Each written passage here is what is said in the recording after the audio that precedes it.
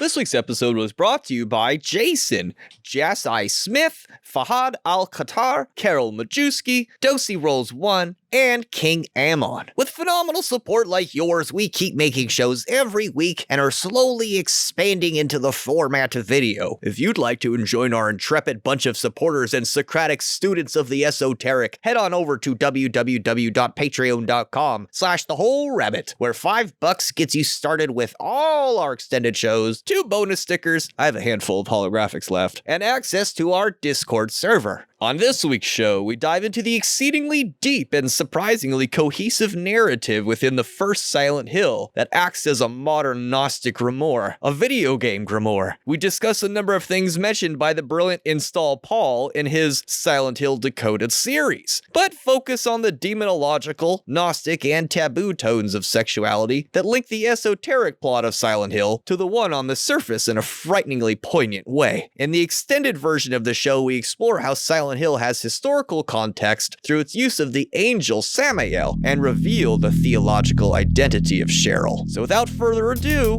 thank you and enjoy the show.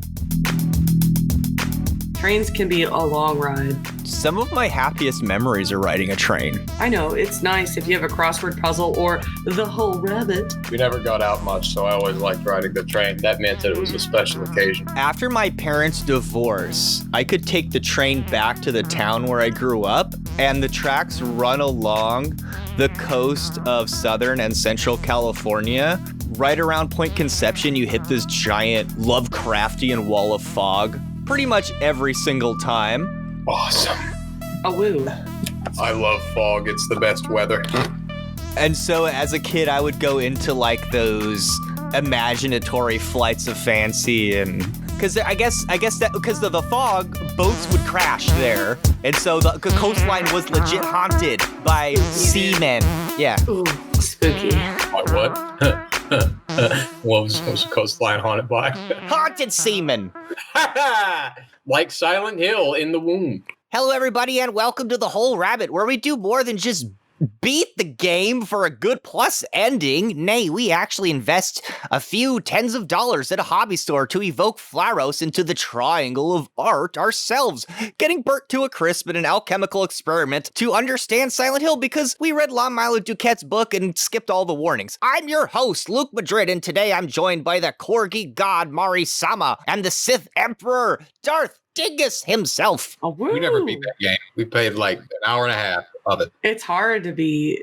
Is it?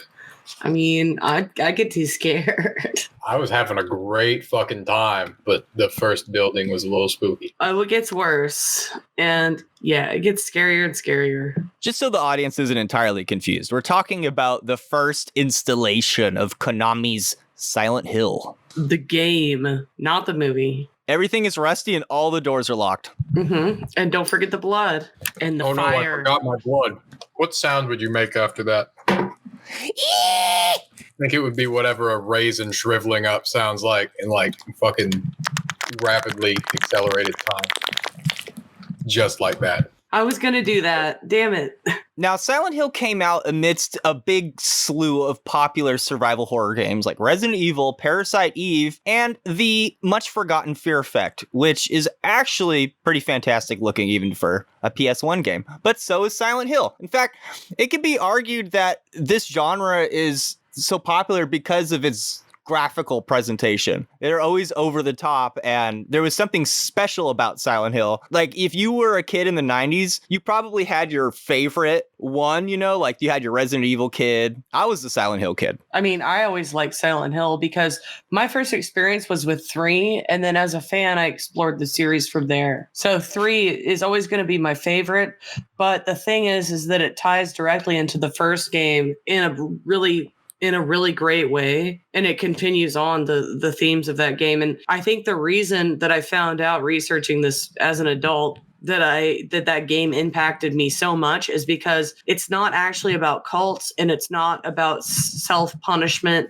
and self-sacrifice as much as it is about the occult and the study of the occult. Because Resident Evil is about zombies, but Silent Hill is Mhm. definitely some other kind of art. It's also Right. more grounded than most horror in a really weird way. I feel like most of the anchors for the horror in Silent Hill have like some emotional basis. Like just the idea of searching through this decrepit, foggy town full of monsters for your lost daughter is kind of terrifying. Right, but it's also it's psychological, but it's no less physically scary than say a zombie game, even though that maybe could be psychological at some point. But Silent Hill arguably is purely psychological, like the plot itself. There's not many jump scares. There's quite a few in Resident Evil. I mean, I think jump scares are cheap, personally, but the few that they do use in Silent Hill are actually extremely effective to the point where you cannot stop thinking about them and you'll never forget the experience that you've had in the game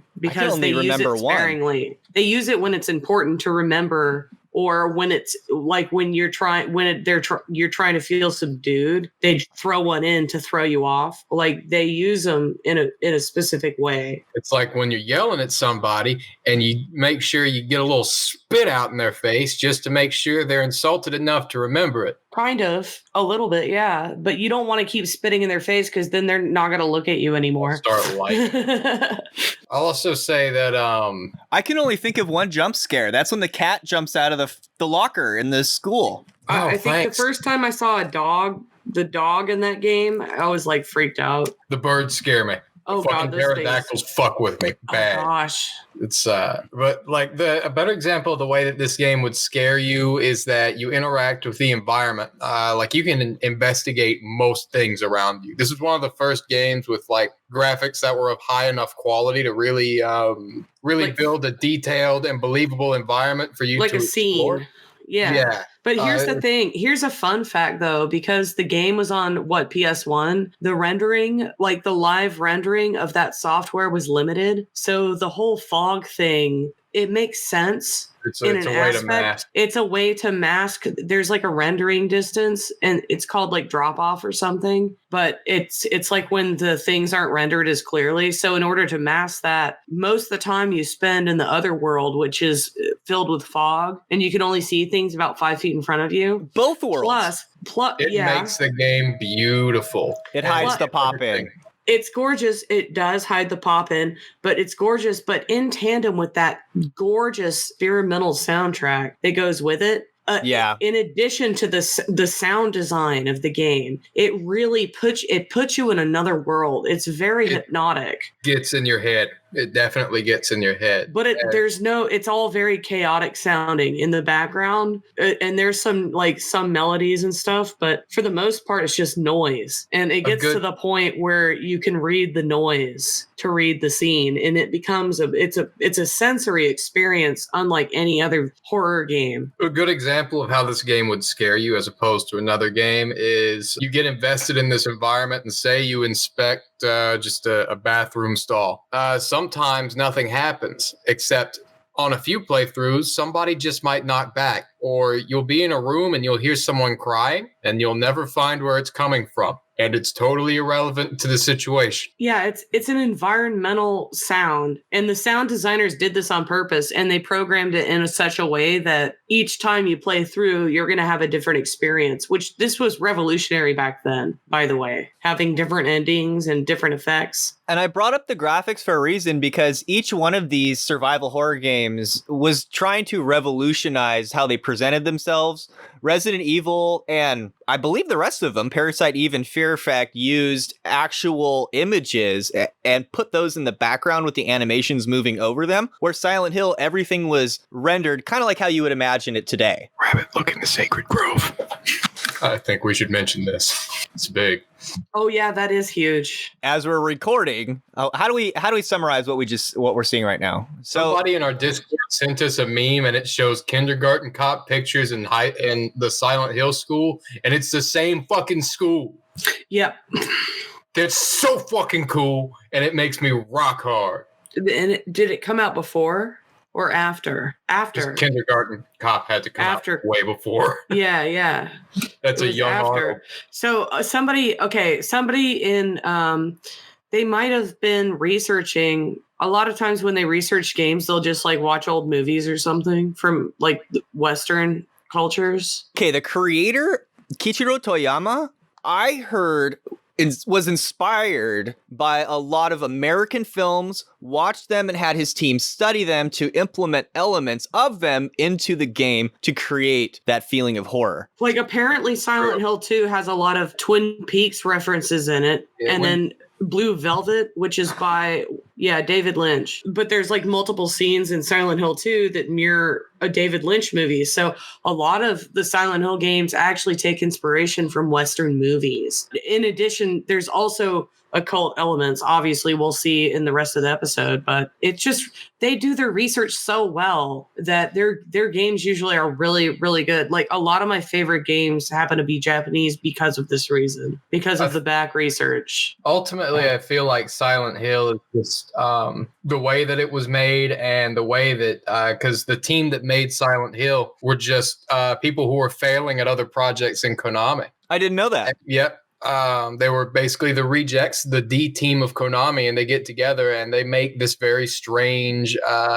Konami wanted them to make a video game that was like an American movie. Yeah, Team Silent. So this explains why there's kindergarten cop elements in the elementary school in the first game, because they were obviously researching American movies for a horror game. And if you were a little kid of that era, it was assumed that you had seen this film. And so somehow by putting it in the game, you're like injecting that horror into your own childhood, and like, I don't know, it's creepy. And then Harry, he becomes Arnold, the ultimate fighter. Get to the chopper. Also, Japanese people love Arnold Schwarzenegger, so this makes sense. But I don't know. I just feel like everything that went into the creation of this game, the creation really of the original Silent Hill trilogy, results in some of those rare works of art that feel like they're living and breathing and that you interact with, and that they interact with you.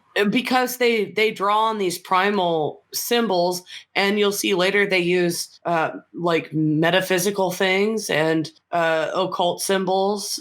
They use biblical symbols, religious symbols, and also magical symbols. So that's what I'm saying is they use all of these primal archetypes, as Carl Jung would put it, which Jungian theory is rampant throughout the original series as well. Team Silent, they were a prodigy. Like they were ahead of their time, or before, or whatever you would say, because the games that they make are really good. Like we need to also do the original Metal Gear games, because he's also one of the time for that. I know, but I'm just saying, like, it's on the same level as that kind of research and like backstory and world building. Like they actually do such a phenomenal job of tying it to real world things, and that's the only reason you remember the game. Turn off the game console. Like there's other horror games I've seen, and how many games if you're like, oh, what's the name of that game? It's like everyone knows what Silent Hill is, and why is that? Because they saw the fucking movie and it sucked.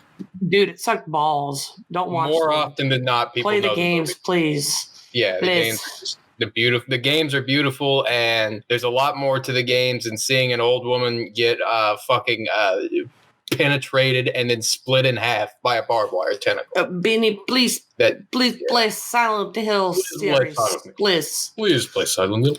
So when the creator Toyama says he never really liked the bloody shockfest horror, based on what you're telling me, that's what the studio wanted him to create, but he was into the occult stuff and UFO stories. So what he did was he provided the best of both worlds, which is the kind of shit that I love the most in terms of fiction, where he gave it a surface level story that was horror, and then he gave it another level underneath it with a second narrative that makes occultism. it go. Yeah. Ooh. And what's crazy is that for some reason, like other amazing Japanese video game developers, they integrate the Western esotericism in context in a way that actually helps you understand the mysteries. I didn't know that until I went back and watched the playthroughs, because when we approached this topic, I was worried that we were going to rehash what ReInstallPaul did. If you haven't seen his series on YouTube, Silent Hill Decoded, you should absolutely check it out because it deals with this underlayer. It's amazing. It's so great. And we'll get into that underlayer, and some of the things that he pointed out. And I was concerned that when I started doing the playthrough myself, that I would only run into stuff that he had found because he penetrated so deep into the symbolism. But there's too much. There's actually more there. So we can talk about stuff that he actually either left out because he didn't notice it, or because it was too dark, or because it didn't go with his lecture. These games are the kinds of, I'll call them art pieces that can really be a million different things to a million different people. And you can play them over and over again and see different things that you never noticed before. Like I said, revisiting this now that I'm studying the occult, it makes way more sense to me why I obsessed over this game for so long. I was a huge fan. And now I know why, because the symbols and the puzzles and the reasons why I was enamored with this game have to do with primal instinct and ritual, like of the oldest kind, like it actually is very accurate in how it portrays it. I feel like, honestly, within the first opening moments of Silent Hill, there's a great parallel to getting into the ritual headspace. It's like the time between when you start a ritual and when you finish it and have realized what you've been doing. Just that initial trek down the hallway to the room where the knife-handed children fuck your shit up for the first time. And the way that the camera zooms in on you and winds and turns as you go down the hallway. Extremely good at transitioning, which is what we should talk about next. As a little kid, that's what sold you. When you saw that camera twist and turn the way it didn't do in those other survival games, it was like, oh my God, what is going on? That's what I remember. This is when he goes down the alleyway in the beginning. Right, and he sees the empty doghouse, and he says, there's no dog around here, which means there's no God around here. But that also, it's like the doghouse the guardian is supposed to be there, but there's nothing there. But then later you find dog monsters. It seems to be a recurring motif, because Harry, as he begins his journey into the other world, runs down an alleyway suggesting liminal space. And then he makes a hard left-hand turn, suggesting the backwards path. Yeah. And then he's met by a gateway that says, beware of dog. He's gone backwards, so it means beware of God. I kind of took it to mean that too. That's such a great point. Then Anubis, we know, is the dog-headed god of Egypt that is the guardian of the threshold or the other world, which Harry is entering. And then the corpse on the other side of the gate might indicate that the guardian has been killed and the inhabitants of both worlds are now bleeding into each other. Oh, very good. Dark as fuck. And yeah, beware of God, because God is loose now. Or Samael. The false god. A false Demiurge. god, or Demiurge, yeah. Maybe the person that it's possessing at this point. That would pretty much be God. Or the mother of God. It seems that Cheryl is partially an incarnation of this evil angel Samael. And so it's so I guess in the game, you could maybe surmise that it was your daughter that did this to the dog, which is spooky. Here's the fill-in, all right? Here's the down low. And I only just recently figured this out. So Alessa, who is the main character of the first game, she's the little girl that was burned in a ritual to bring about God in the real world. God being, it's called Samael, but it's just called God in the religious order. So they have this happening in Silent Hill separately. And then you have Harry Mason just shows up and is like, Cheryl. He crashes his car and Cheryl? Cheryl. Well, he adopted her. He adopted her from Silent Hill, right? So he's just returning to his old vacation spot, but he doesn't know about the dark conspiracy involving his daughter, right? No, he has no idea about any of this bad shit going on or anything. And he was bringing her, but they crashed because it was snowing. and he passed out because he hit his head, and he wakes up and she's gone. So he just wanders into town looking for her. And what's really happened is she is the terrestrial counterpart to Alessa. So she's basically, Alessa used up her part of her spiritual energy to make this clone or twin of herself to get away, because what they were trying to do when her mother burned her in a ritual is they were trying to sacrifice her to bring about God and start the apocalypse. So that's what the order is trying to do. So Alessa basically split her soul in two and created Cheryl, whom Harry adopted. And so later, when she gets close to the town, she's drawn back in, and Harry is led into the town because I believe Alessa wants to use Harry for something. Alessa wants to talk to Harry, do something with him. So that explains later in the story why she's not afraid of him, because she uses Cheryl to call him in. But I believe Cheryl is used in a ritual to, once Cheryl gets to Alessa, they probably would fuse back into a full person, and then the ritual to bring about God would actually happen. Well, here's the really creepy part about the cycle of suffering built into their weird Silent Hill ritualism is that they started to abuse the young Alessa at age 7, which is how old your daughter is.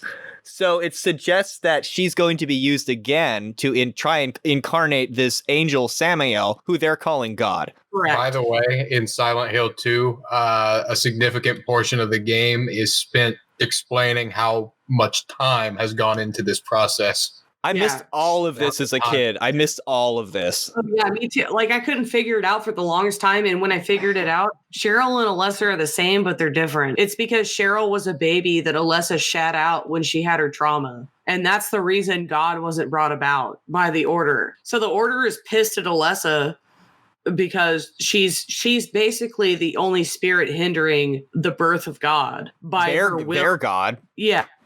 She's resisting, even in her pain and suffering. She's still resisting for some reason, and they don't understand why, because apparently in their religion, that's a penance. Like, you're supposed to suffer and like really, really a lot and then die.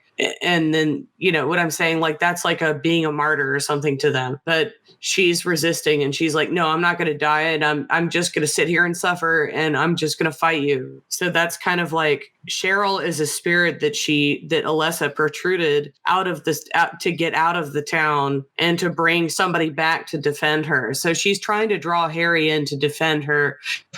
And like at first I didn't understand this at all. When I first came to understand or like know that Alessa was Cheryl. It all sounds very Gnostic to me, how Cheryl go in, but it's almost like Alessa, because she's the mother of this god.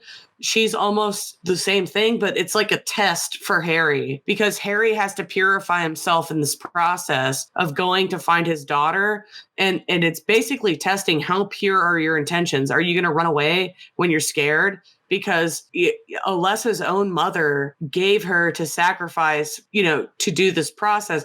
Like, her mother was a failure of a parent. So Harry is going through the tests of this. And I think it sounds very Gnostic, where you have this tortured feminine personification of God that accidentally gives birth to this abortive, blind God.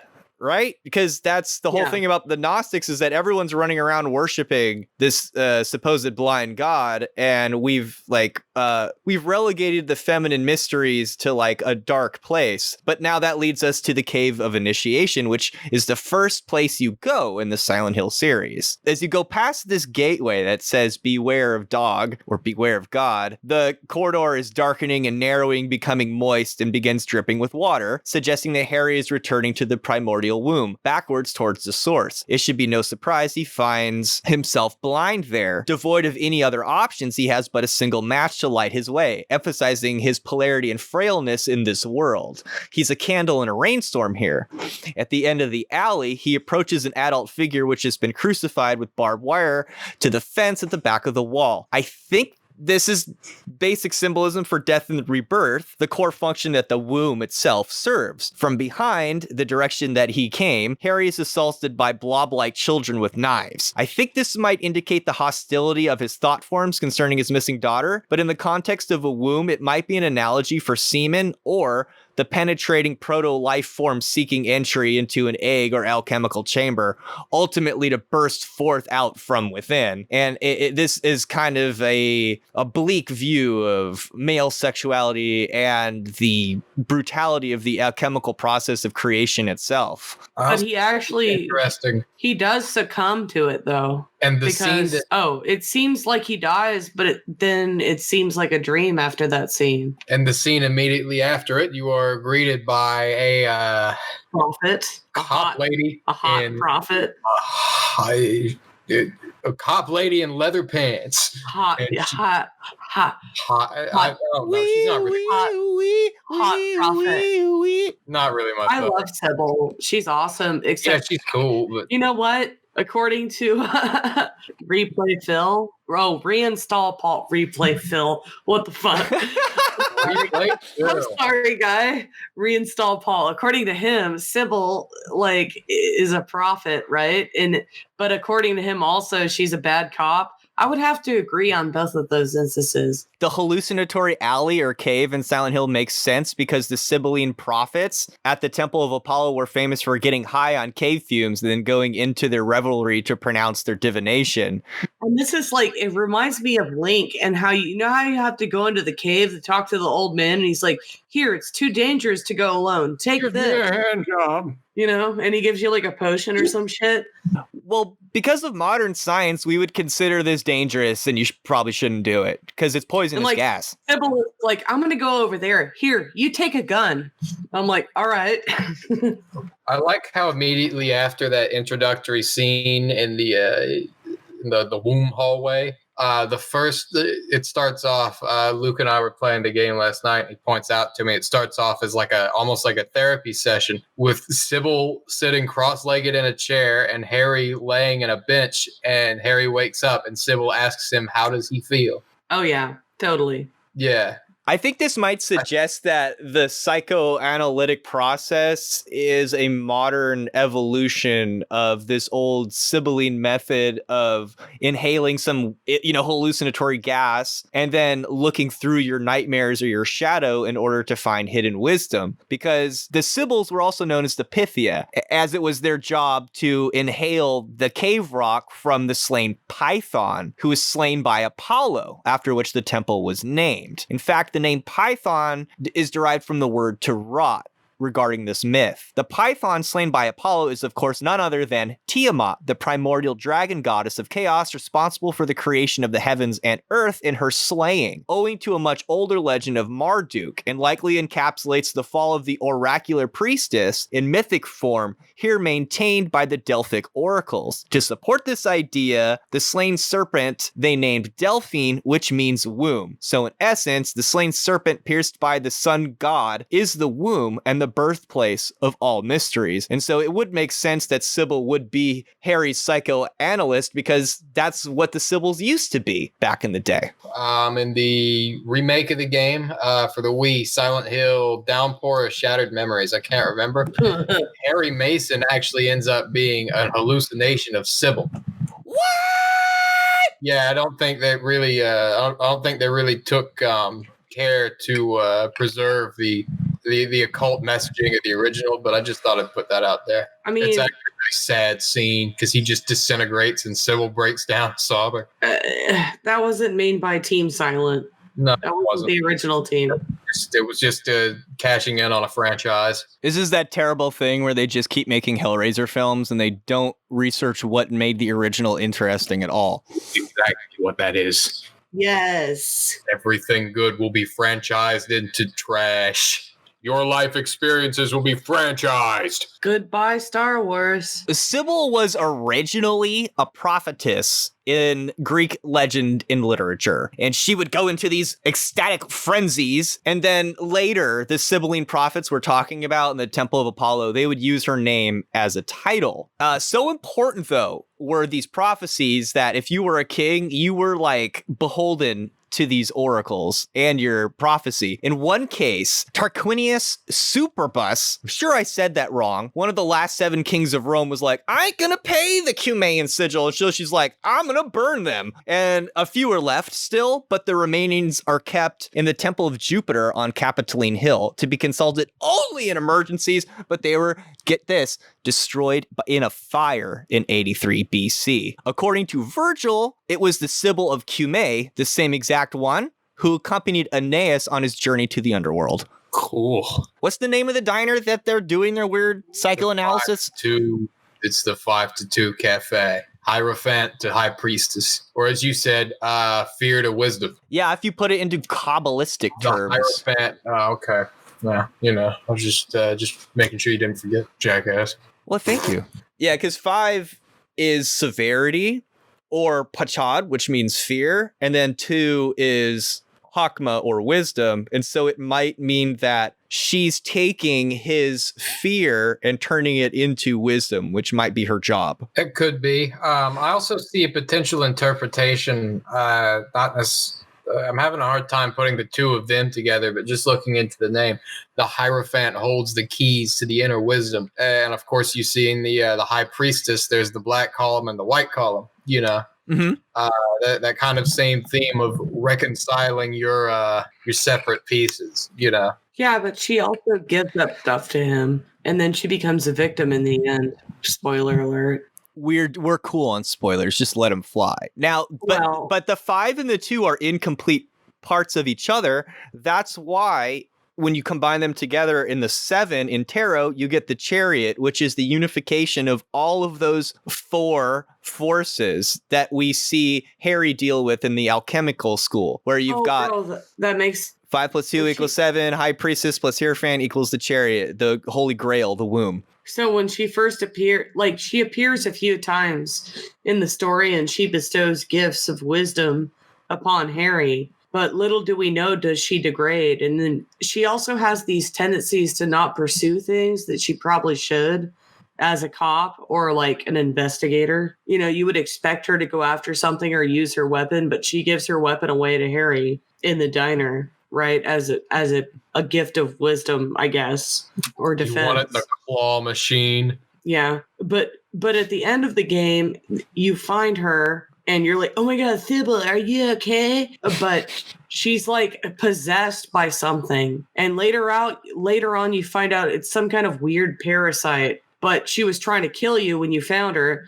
And Luke, when you say that she becomes the chariot, what is a chariot for? The chariot of the gods, right?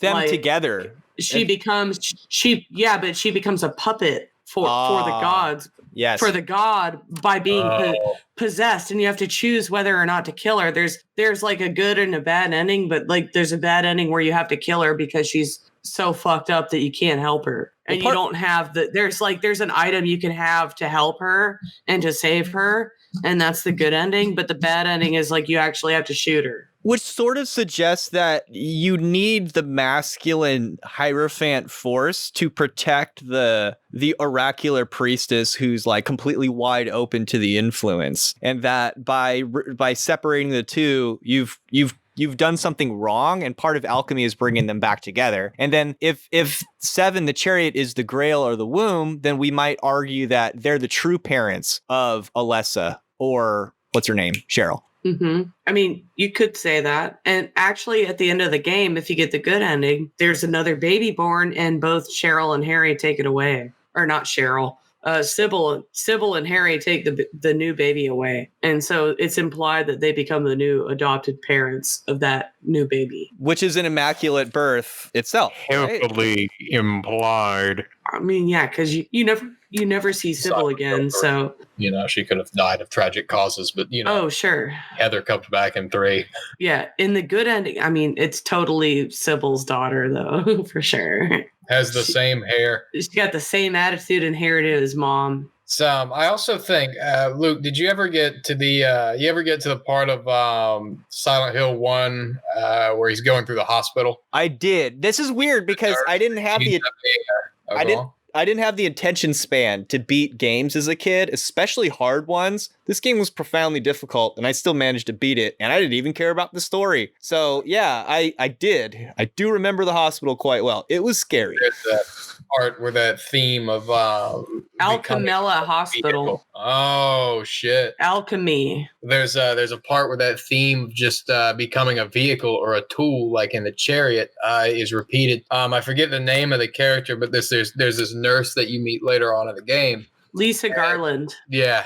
And there's this really tragic scene where she reveals to James that she has discovered that she's just a creation of this town and she's one of the puppet nurses. Well, she was going to become one. However, there's a deeper story about if you research everything in the game and you pick up all the shit and you talk to Dr. Kaufman enough, which is the representation of Harry's shadow self. Dr. Kaufman helped control people and entrap tourists there by providing a drug that was manufactured from a white flower that grows on the shores of Toluca Lake. You see that in Silent Hill too.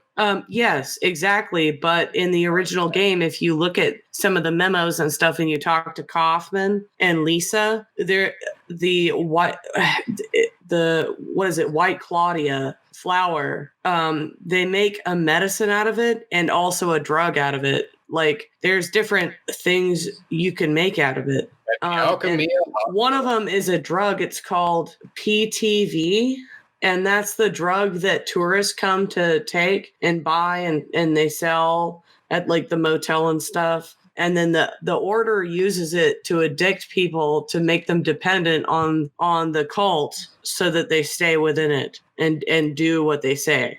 So that's why. And then the doctor was in cahoots with them and the doctor worked at the hospital. That's why when Alessa got burned by her mother for the ritual, they actually gave her to Dr. Kaufman and be like, hey, can you store her somewhere? And they put her in the basement of the hospital, which is the final level, where you find that nurse, Lisa Garland. And apparently she was addicted to that PTV drug that they distilled out of the White Claudia plant. So she was addicted to that drug. And also the Flauros, and then there's some anointing oil that you use with that like expels the demon or whatever. Okay, does that create the Elga Fotis, what you're talking about, the White Claudia? Yes, exactly. It creates that medicine, but it also creates this drug. But so it expels the demon out of oneself. So that explains why Lisa Garland doesn't appear as one of those demon nurses, is because she's addicted to that drug and it keeps Alessa's influence off of her enough to where she can retain her personality in the other world, whereas she's actually dead and she's a demon, but she appears as her personal self because she's addicted to the afflaglottis or whatever. You only see her, Claudia. Right? You only see her in the afterworld too. Oh, Lisa finally kicked the rock. Because Harry asked her to go with him, in a good ending. And she's like, no, I feel that I can't leave here for some reason. And it's because she's kind of a ghost. That's fine. That's chilling. She's in purgatory, but she's actually, because of her drug addiction and because she keeps taking the substance, she doesn't look changed, and she can operate like a human being in the other world, which is very, very interesting because you actually don't encounter a lot of other people in this game. I feel like that it's extremely rare. Kind of ties into the character of Maria in a weird way, or at least that same concept is revisited a bit. Yeah, because she's a figment, but she's actually real in a way, but she's still a figment because she's almost a ghost of what Harry. It's like a combination of Mary combined of what James wished Mary could have been with him. Yeah, we can save this for the Silent Hill 2 episode, but the way I see Maria is like a specifically designed Mary to lure James deeper into the town. All right, the name Lisa means God's promise, and Garland refers to flower, So in some sense, her name means that she's been promised bliss through this drug and something like that. And now she's stuck there, though. And now she's in purgatory with these demons and Harry, who's like, what the fuck? And ReInstallPaul says that she represents base desire. Well, she does, because he has to release her, but she modestly says, no, I'm supposed to tend to Alessa. She actually serves Alessa. She's a demon like the other monsters, but she doesn't attack you and she can talk to you. So Like, maybe I think that's why she's extremely like a very cool and novel character, because Kaufman is up in some room locked away hiding. You know, he's a coward. He ran away, but Lisa is still by Alessa's side tending her, and she's like, as long as I get that hit, I'm going to stay here. And isn't that maybe a metaphor for how one's desires always live virginal and intoxicated in our subconscious? Oh, totally. Yeah, and I also find it interesting how like the other world is like this strange flesh place for the id to hide. Ah. It's very much about carnal and like material survival. What I love is that it was real enough for me to pick up on it on a subconscious level, but not on a conscious level as a kid. It's surreal, dude. It's perfect. Like, you could pick up on a new thing about any of these games each time you play it. I really do view them as like their own kind of magical artifacts. I think sometimes when an art piece has had like enough effort and just is put into it, and it's made under the right conditions with the right intentions, it becomes kind of a gestalt. And you can research it like this. It's a real thing. Oh my God, it's like a world. If Dr. Kaufman is the shadow, as ReInstallPaul says, that, and their names mean something, where Lisa Garland means God's promise of the flower, then we might say that Kaufman means what, headman in German? So he is of the mental nature, which is obsessed with survival and the attainment of desires. So it would make sense that he has this fatal attraction and relationship with desire, and also represents Harry's shadow, because big part of alchemy is learning to move beyond the survival aspect of the personality, or the prima materia, desire, and elevating your consciousness to the level of the soul or the heart. I've never heard anybody refer to prima materia as desire, but it makes sense. Well, ReInstallPaul said that. It's your physical embodiment. It's like your lizard brain self. It's like he's looking at his lizard brain like, I'm gonna hide in this closet. I hope no one comes in here. I'm gonna shoot you if you come in here. Oh God, you're a person. Oh, I'm sorry. Like, he's like that. He's just cowering. And then he got people addicted to drugs and got them ingrained in this stupid cult because he made money or some shit. I don't know. Like, he's a dumbass. He's the worst. He's like the worst outcome for anyone. He's your shadow. Where's that damn fourth Chaos Emerald?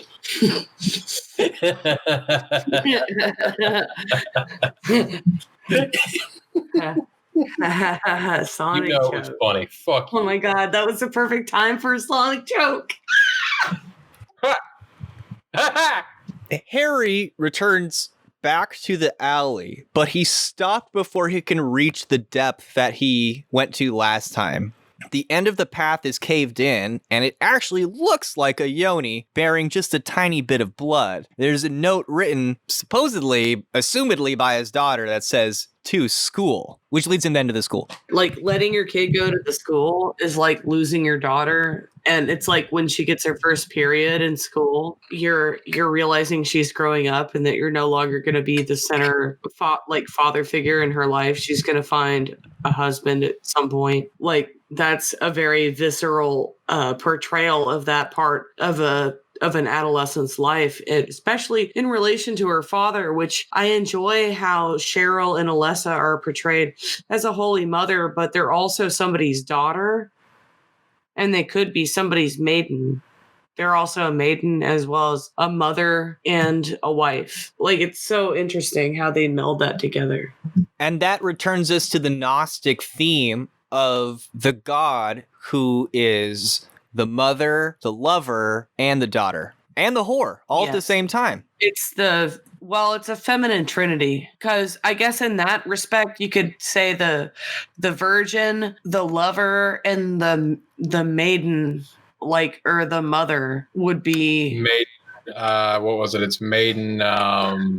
crone. They're erasing crone for mother, so the mother and crone would be one and the same in this trifecta. There's definitely a crone in this game, though. Because there's a daughter, a lover, and a mother. Abusive mother. Or a wife. And the wife, I feel like, could also be in Silent Hill 2, it could be the crone or the mother. I think in Silent Hill 2, it really kind of plays both ways. Because, Mary is definitely a bit cronish. Well, apparently she's portrayed to be, but in this game specifically, he's searching for his daughter, but it's almost as if it's a loved one, like a lover or a wife, but it's definitely his daughter, but he searches for her in a way that it kind of melds the female persona together in this goddess figure. And that's part of the Gnostic Christian mysteries, is approaching the goddess and then realizing that she's incarnated in all the women you've ever met, from your daughter to the lover to, yeah. Yes, they are all one and the same, but they do represent some kind of trifecta at any point given in your life. So if you actually examine the entirety of this game, there's always a trifecta of females present at any given time. It's interesting. So we could say that Harry, when he's returning to that alley and learning that his daughter is going to school, he's now reflecting on that dark otherworld he just exited and thinking, oh my God, my daughter's turning into a woman. And then he has to find the 3 keys, the lion, the scarecrow, and the tin man, which are also a reference to a coming of age story for a young girl. Mm-hmm. And alchemy, right? Yes, because even though the film Wizard of Oz is arguably the story of William Jennings Bryan and the conversion to the silver standard from the gold standard, which ultimately never came to fruition, it also hides an alchemical and an occult narrative. We could say that the lion represents sulfur or the will, and the ego. The scarecrow represents the heart, and then the tin man would represent Mercury or the mind. Yes, the scarecrow would be the salt, the sulfur, the mercury, and the salt. Yeah, like salt of the earth. Memory.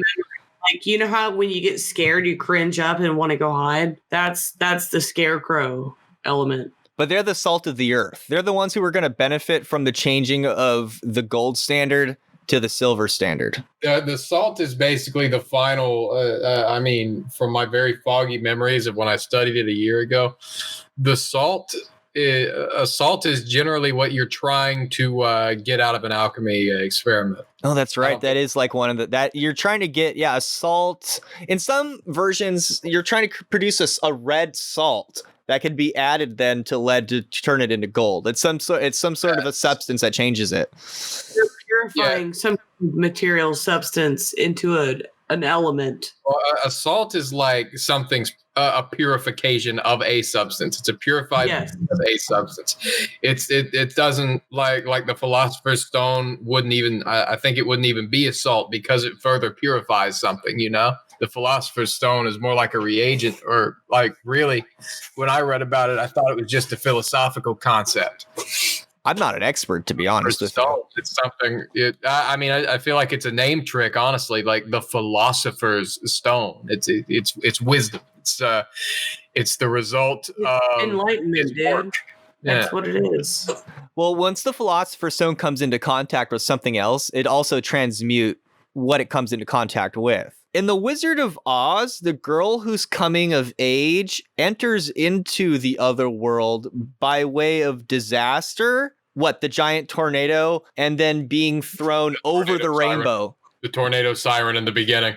Oh, by golly, by gum, you're right. And so that catapults her over the rainbow, right? That's like when you hear the phrase over the rainbow, it's a reference to going into the other world. It's a threshold. And so his daughter has now hit that threshold. and he's hit that threshold. So we could infer from the Wizard of Oz keys that his daughter has gone over the rainbow, and so he too must now go over the rainbow. And the way he does this is by entering into the, quote, Midwich Elementary School, where he has to unify the male and the female. But the fact that this is going on in a school, and specifically the school where Arnold Schwarzenegger teaches kindergarten, is a bit creepy. And there's a dark tone of sexuality and what it has to do with knowledge woven throughout the school here, I think. Even Arnold couldn't have stopped this. Wow. We should start the episode with that. Isn't there one where he gets pregnant? No comment? Are you asking for a friend there, buddy? I feel like that's another movie of some kind. So, Harry, to get into the alchemical school itself, he has to take these 3 alchemical forces, or the 3 Gunas. But once he enters into the school itself, it simplifies a bit between just being male and female. And this is where ReInstallPaul really focuses on it. And we're going to look at some of that stuff that he noticed, but take it to a bit of a deeper level, because he finds the gold medallion in the science room and he finds the silver medallion in the music room. Now, there's an old man who's gripping the gold medallion, which is symbolic of the hermit who carries the sun in his grip, but also pertains to the solo act of sex or masturbation, which is something that kids start to do in school to learn about themselves. Will activity. It's an egoic activity. I also find it interesting that the gold was found in the science room while the silver was found in the music room, because in alchemy, like what Mari was just starting to get at, gold is considered to be symbolic of the ego and the solar intelligence. Might be another way you understand that. And it's interesting. Silver metal was found in the music room, which is not a science. It's it's an art. It's an intuitive kind of process, to make music. And yeah. But like make music and shit.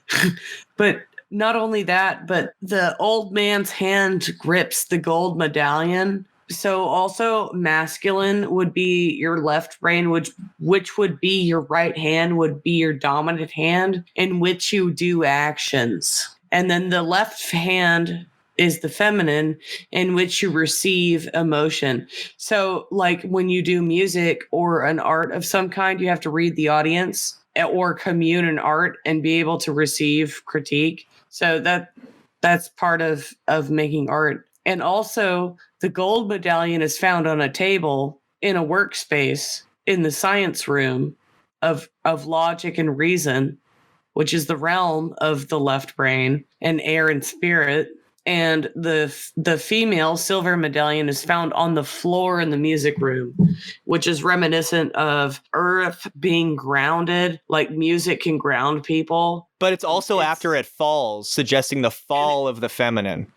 Yes, but feminine is also it's about being on the floor and sensing around you what's going on in the environment and communicating that. So I view it as being lower on the chakra tree or the tree of life, in that you have a more communicative presence because you are lower to the material world. So I would view that as more of a manifestation and a grounding presence. And then the piece on the table would be more like something to contemplate, something to manifest ideas or spiritual essence. You know what I'm saying? Like it's more of an energetic thing rather than the feminine on the ground would be about creating and manifesting things in real life. Let's talk about dicks and pussies for a minute. Yes.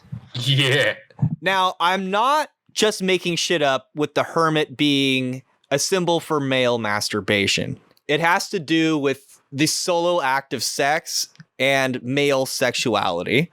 And we see that the symbol of the sun or the penis is gripped firmly in the hand of the hermit. And it takes It takes acid to dissolve it. We also know that male sexuality has been well studied and is on the table in school, where female sexuality is sort of pushed to the side and is not so well regarded. We can see that like music classes have been canceled when budgets go out. Yep. Art. And we know less about the female orgasm than we know about the male orgasm. Imagine being one of those scientists who said it doesn't exist. Oh, no, girlfriend. Yay! I thought that was fucking hilarious for years and years, and I love bringing it up any chance I can get. I'm sorry, continue. And we see when Harry plays the piano keys, they don't quite play the notes correctly. So it suggests that the feminine has been ignored, allowed to go into disrepair, and then he picks up the silver amulet off the floor after it falls, once he plays the quote-unquote correct notes. So that might be an analogy for female masturbation and how the male and the scientific rational mind hasn't really penetrated those mysteries or has relegated them, it just ignores them and puts them away somewhere where they're of lesser importance. And if you'd like to hear the rest of our discussion concerning alchemy, but most importantly, the god of the Silent Hill universe, Samael, what it has to do with religion and how it links the exoteric plot to the esoteric plot, you're gonna have to pay me $5 at www.patreon.com/thewholerabbit, where you'll not only just get all the extended episodes, you get 2 stickers. I got some holographic ones left. You'll get access to our Discord server where you can tell us what to think, and then we can tell you what to think. And it kind of goes back and forth like this until eventually it descends into memes. And what else? Oh, is there anything else we need to tell them? Pay the toll! Oh, you were a little troll. My God. Eat carrots and shoot lasers.